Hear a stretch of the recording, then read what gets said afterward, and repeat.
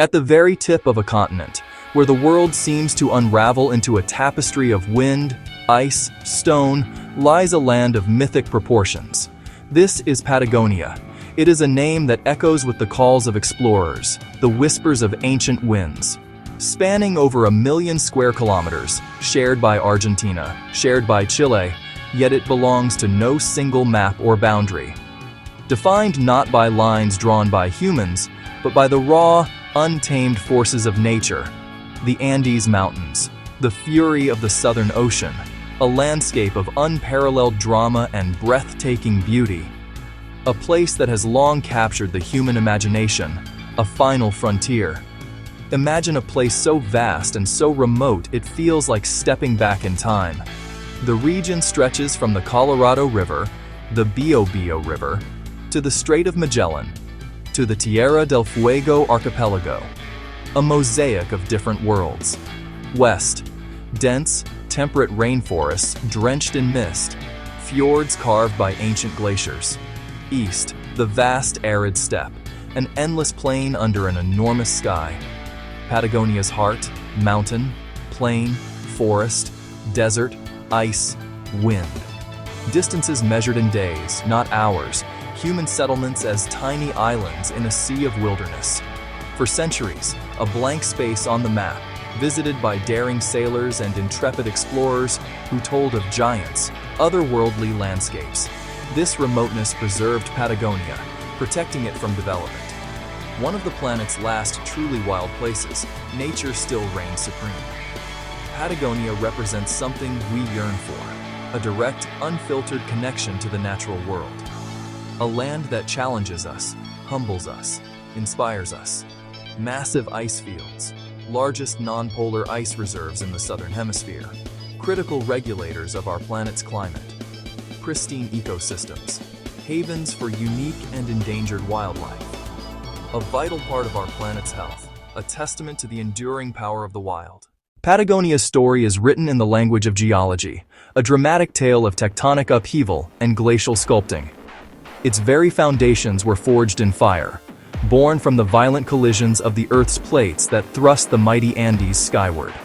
For millions of years, volcanic activity shaped this nascent landscape, leaving behind dark, basaltic rock and mineral-rich soils.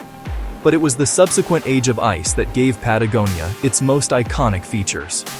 During the last ice age, colossal glaciers, kilometers thick, descended from the mountains, grinding and carving their way through the rock with unimaginable force. They scoured out deep valleys, sharpened granite peaks into jagged spires, and left behind a network of breathtaking fjords and lakes. The legacy of this icy dominion is everywhere you look. It is in the U-shaped valleys that cradle brilliant blue rivers, and in the polished rock faces that reflect the southern sun. The glaciers, though now receding, are still a formidable presence. The southern Patagonian icefield is a vast expanse of frozen water, a remnant of that ancient ice sheet that continues to feed dozens of spectacular glaciers. These rivers of ice, like the world-famous Perito Moreno Glacier, are living entities. They groan, crack, and shift, periodically calving enormous icebergs into the milky, turquoise waters of the lakes below. To witness this spectacle is to witness the Earth's raw power in real time, a visceral reminder of the immense forces that have shaped this land and continue to do so. This dynamic interplay of fire and ice has created a landscape of stark and beautiful contrasts.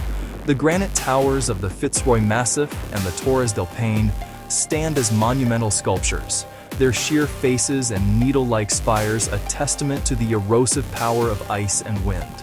These mountains are a mecca for climbers and trekkers, drawing adventurers who seek to test their limits against some of the most challenging and rewarding peaks on Earth.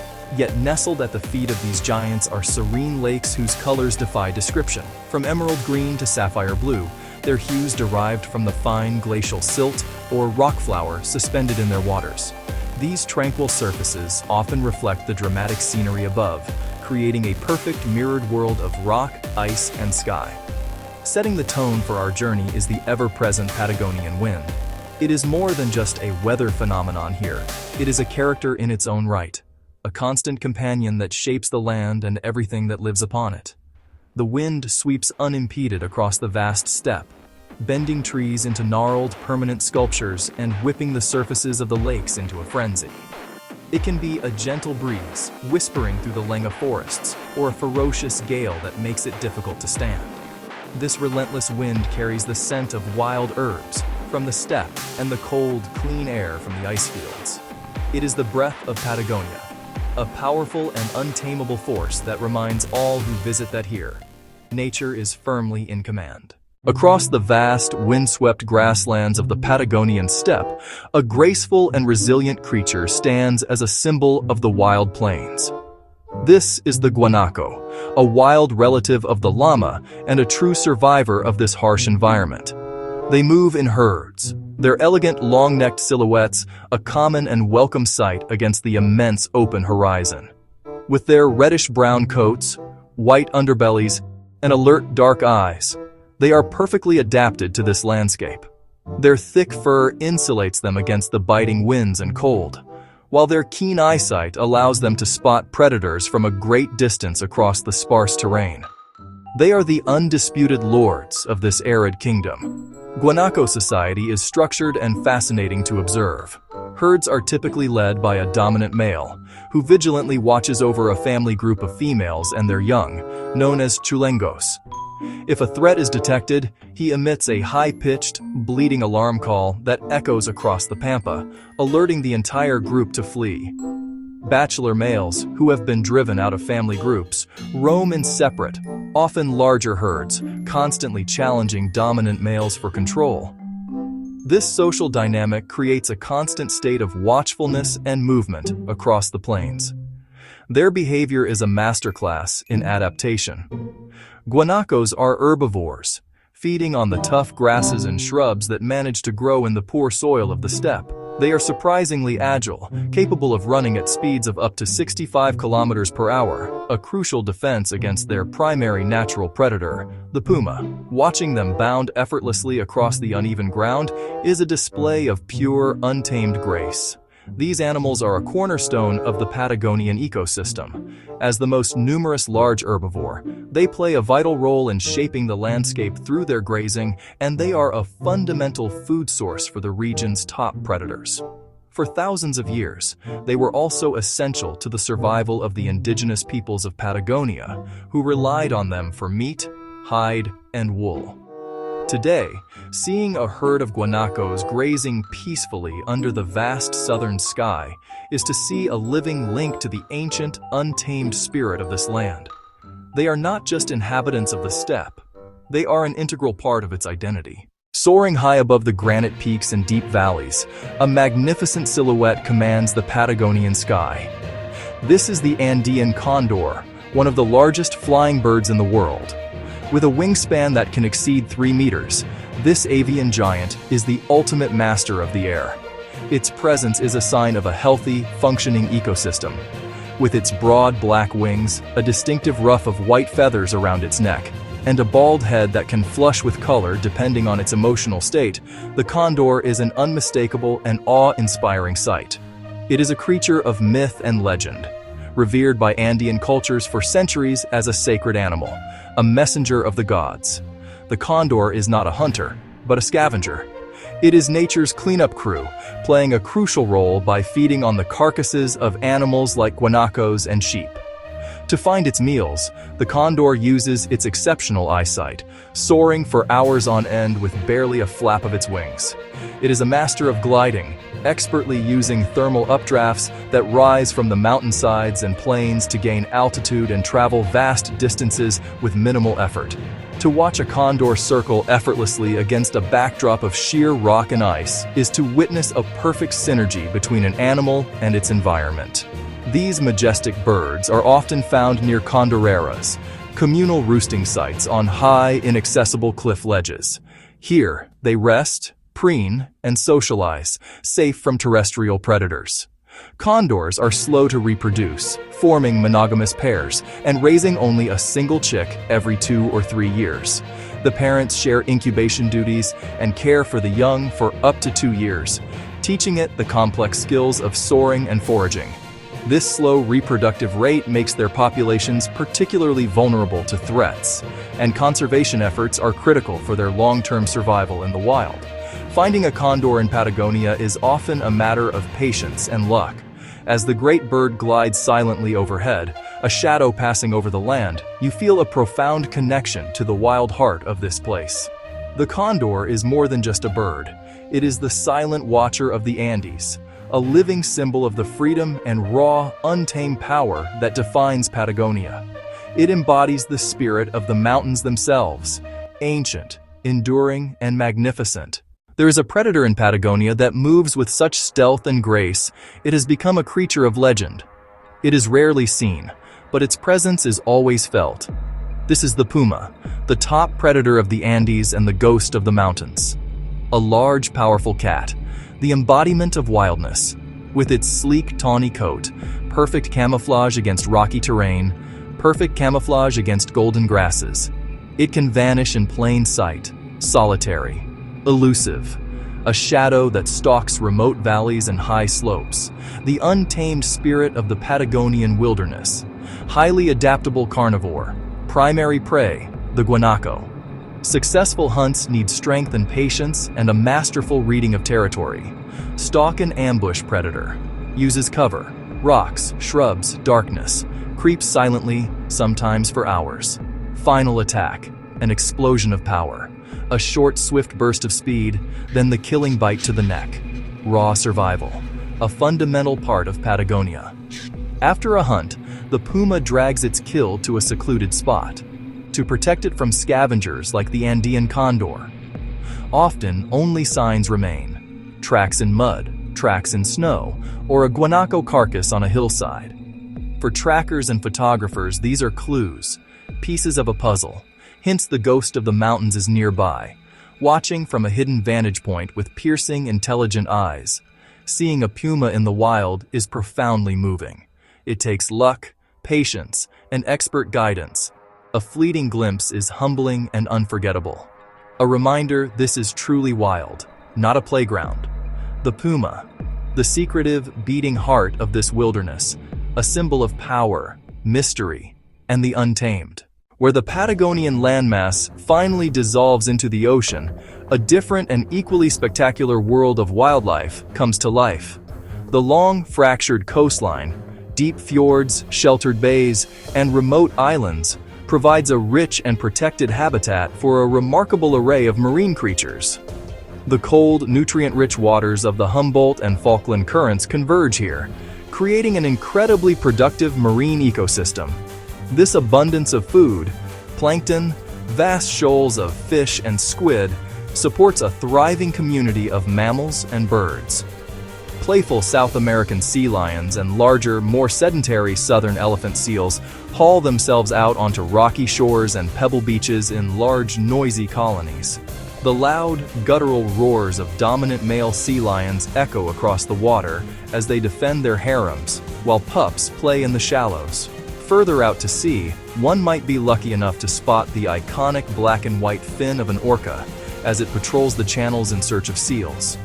The coast is also a vital breeding ground for the magnificent southern right whale, which migrates here each year to give birth and nurse its calves in the calm, protected bays. It is a world where giants surge from the sea. The skies and shores are also teeming with bird life. The star of the show is undoubtedly the Magellanic penguin. Hundreds of thousands return to the same coastal burrows each year to breed and raise their chicks. Watching them waddle comically on land, then transform into sleek, agile swimmers in the water is a delight. They share this coastline with a host of other seabirds, imperial cormorants, kelp geese, and dolphin gulls, all competing for nesting space and food. Exploring these southern waters by boat is an immersion into a different dimension of Patagonia. It is a chance to cruise through channels carved by glaciers, to navigate past floating icebergs, and to witness this incredible concentration of life firsthand. You might see a pod of dusky dolphins leaping in the boat's wake, or an albatross with its enormous wingspan gliding effortlessly over the waves. This marine world is intrinsically linked to the terrestrial one. The nutrients from the ocean feed the birds that nest on the cliffs, and the health of the sea is vital to the entire region. It is the final spectacular chapter in Patagonia's wildlife story, a place where the wild Andes meet the wild ocean. Beyond the dramatic landscapes of rock and ice, Patagonia is also a land of deep human culture, shaped by a unique history of isolation and self-reliance. At the heart of this human story is the gaucho, the legendary horseman of the South American plains. Much like the cowboy of North America, the gaucho is a powerful symbol of freedom, resilience, and a profound connection to the land. For generations, these skilled riders have managed vast sheep and cattle ranches, known as estancias. Their lives are inextricably linked to their horses, their dogs, and the rhythms of the seasons, a tradition that continues to this day. The life of a gaucho is one of hard work and simple principles. Their day begins before sunrise and ends long after sunset, filled with tasks like herding livestock across vast distances, mending fences that stretch to the horizon, and shearing sheep. The gaucho's attire is both practical and iconic: a wide-brimmed hat to shield against the sun and wind, a warm wool poncho for protection from the cold and rain, loose-fitting trousers called bombachas, tucked into leather boots. At their waist, they carry a long knife, the facon. The horse is the gaucho's most essential partner. The relationship between rider and horse is one of deep trust and mutual respect. They are masters of horsemanship, seemingly fused with their mounts as they gallop across the plains, their loyal dogs running alongside. In the evenings, after a long day's work, the gaucho culture comes alive around the fire. It is a time for sharing stories, singing traditional songs accompanied by a guitar, and partaking in the asado, the traditional barbecue that is central to their social life. It is also a time for drinking mate, a traditional caffeine-rich herbal tea, passed around in a hollowed-out gourd and sipped through a metal straw.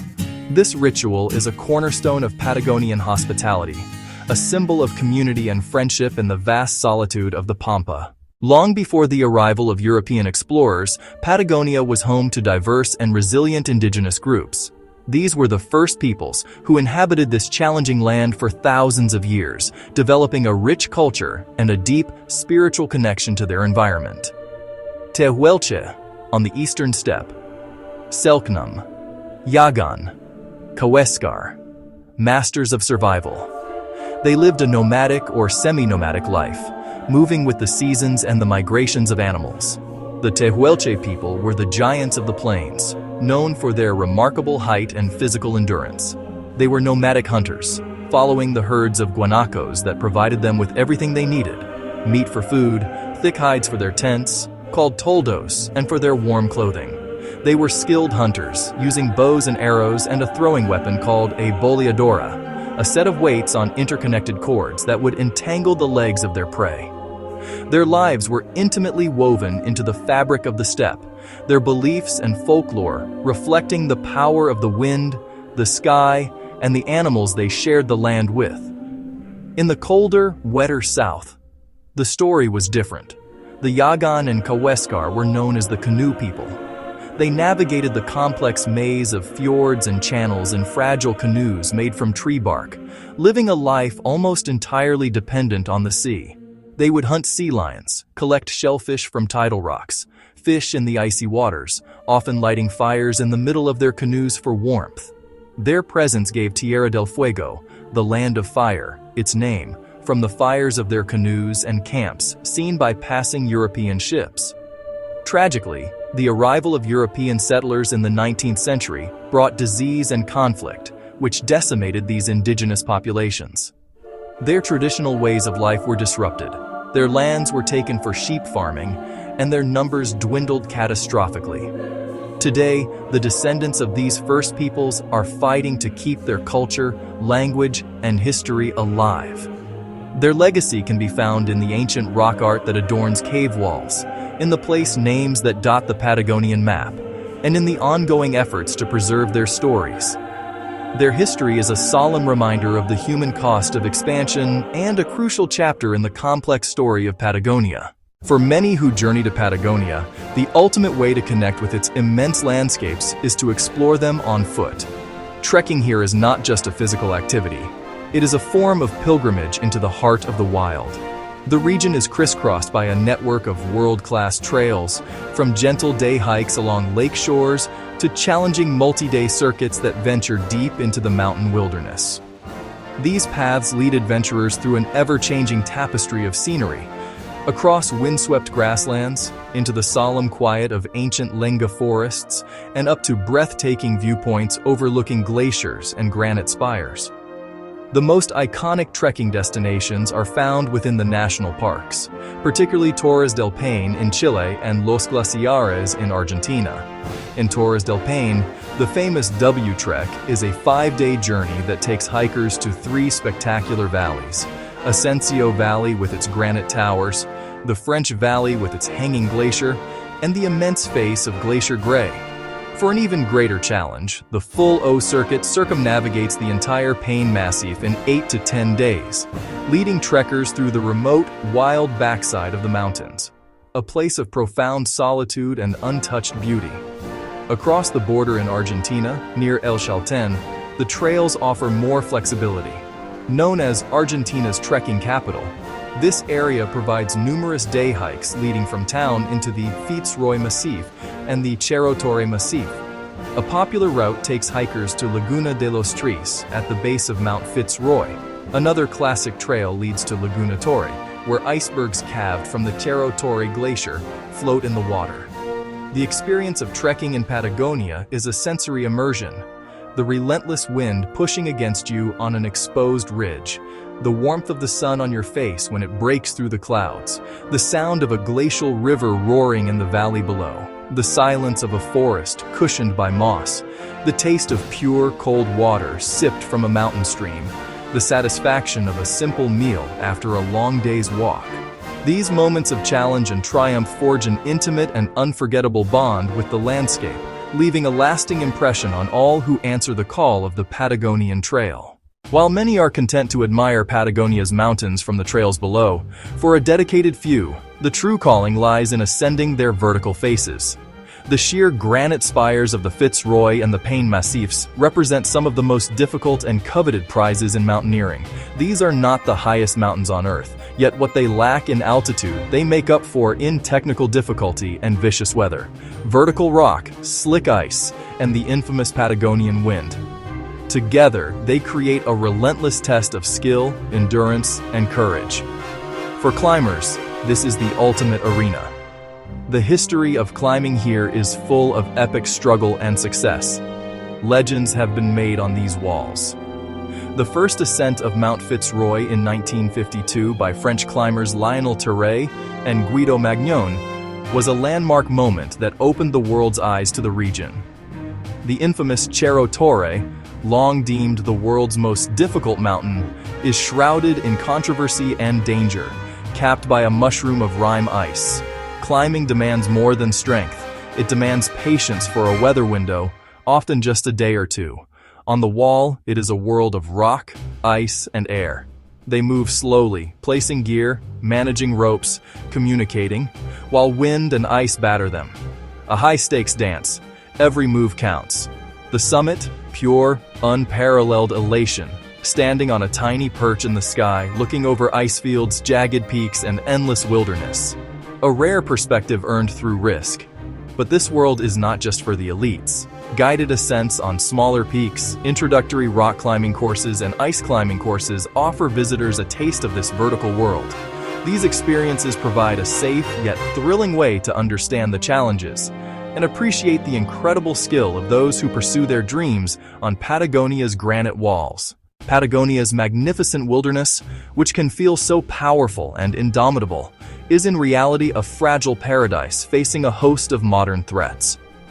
The very remoteness that once protected this land is no longer a guaranteed shield against the pressures of the outside world.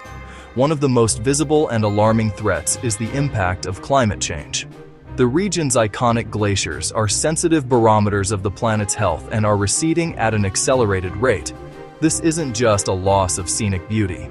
The increased meltwater alters freshwater ecosystems, affects the water supply for communities downstream, and contributes to global sea level rise. Large-scale industrial projects have long cast a shadow over the region. Proposals for massive hydroelectric dams on some of Patagonia's last wild rivers have sparked fierce debate. While promising energy, these projects threaten to flood vast areas of pristine forest and farmland, disrupt river ecosystems, and destroy the livelihoods of local communities and the unique gaucho culture. Similarly, mining operations, salmon farming in the fjords, and unsustainable forestry practices all pose significant risks, potentially leading to habitat destruction, pollution, and the loss of biodiversity. The surge in tourism, while bringing economic benefits to the frontier towns, also presents its own set of challenges. The risk of human-caused wildfires, a devastating threat in these dry, windy landscapes, is ever present. Soil erosion on popular trekking trails, litter, and disturbance to wildlife are all consequences of high visitor numbers if not managed carefully. The challenge is to find a sustainable model for tourism, one that allows people to experience the wonder of Patagonia without inadvertently harming the very things they have come to see. The introduction of invasive species is another insidious threat. Non-native animals like the European hare, red deer, and wild boar compete with native herbivores like the guanaco for food and alter the natural vegetation. The American mink, escaped from fur farms, preys heavily on native bird populations. These invaders disrupt the delicate ecological web that has evolved over millennia, posing a complex problem for conservationists working tirelessly to protect the region's unique natural heritage. In response to these mounting threats, a powerful and inspiring conservation movement has taken root and flourished across Patagonia. A cornerstone of this effort has been the establishment of an extensive network of national parks and protected areas in both Chile and Argentina. Torres del Paine, Los Glaciares, Patagonia National Park. These parks safeguard millions of hectares of critical habitat. They are sanctuaries where ecosystems can function naturally and wildlife can roam freely. A particularly groundbreaking chapter has been driven by large-scale private philanthropy, most notably by Douglas and Christine Tompkins, through their foundation, Tompkins Conservation. Over several decades, they purchased vast tracts of land that were former sheep ranches or threatened by development. Their vision was not just to preserve, but to actively restore it through a process known as rewilding. This involved removing thousands of kilometers of ranching fences and eradicating invasive species, helping native ecosystems to recover. The culmination of these efforts has been the donation of these restored lands back to the governments of Chile and Argentina to create new, publicly accessible national parks. The creation of the Route of Parks in Chilean Patagonia, a 2,800-kilometer scenic route connecting 17 national parks, is a direct result of this visionary public-private collaboration. It aims to create a sustainable, conservation-based economy for local communities, linking environmental protection directly with a new model of tourism and regional pride.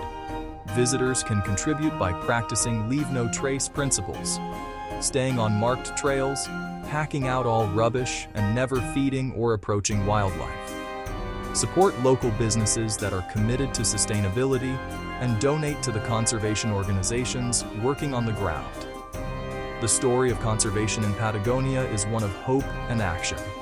It proves that with vision, dedication, and a shared love for the wild, it is possible not only to protect a fragile paradise, but to begin to heal it. Our journey through Patagonia is now coming to an end, but the spirit of this extraordinary land is something that stays with you forever. We have traveled from the vast, arid steppe to the very heart of the ice fields. We have stood in the shadow of granite spires that scrape the sky and walked through enchanted forests glowing with autumn fire.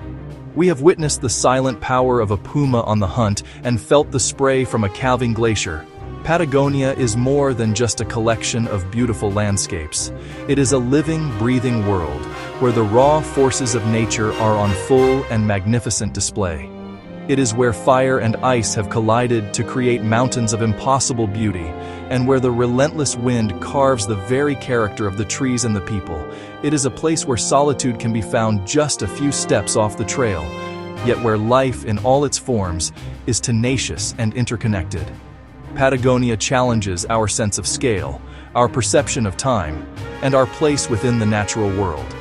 It humbles us, and in doing so, it inspires us. The conservation successes we have seen, the creation of vast national parks and ambitious rewilding projects, offer a powerful message of hope. They show that it is possible not only to protect what is left of our planet's wild places, but also to help them heal and flourish once more.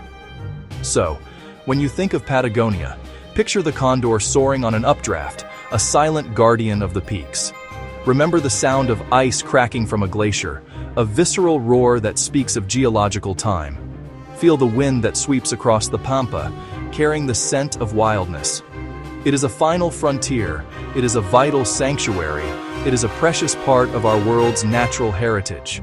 As long as places like Patagonia exist, there is still wonder and wildness left on Earth, a powerful and enduring reminder of what we must strive to protect.